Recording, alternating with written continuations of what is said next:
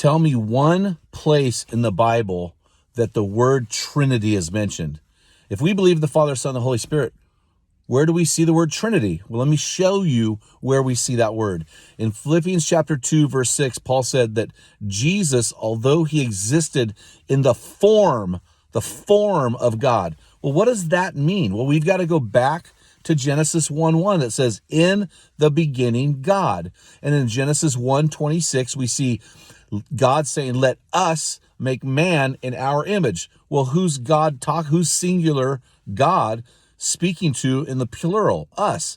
Well, if you go back to the third word of the Hebrew Bible, fourth word in the English Bible, God, we see the word Elohim. Okay, Elohim is mentioned 34 times before we ever see the word Yahweh, which is the second word mentioned about God. And we don't see that till Genesis chapter 2, verse 2.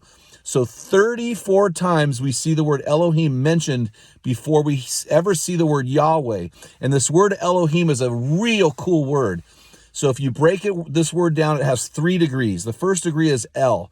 El is translated God, small g, God. Eloah, which is the middle part of this word, means the God who's the oath keeper.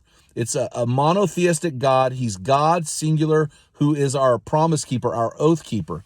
And then if we go all the way out to the third degree, Elohim. Elohim in Hebrew is actually masculine plural, but it's translated God and not gods. It's masculine plural singular. So in the third word of the Hebrew Bible, in the fourth word of the English Bible, we go all the way back to Philippians chapter 2, verse 6. Jesus existed in the form of God.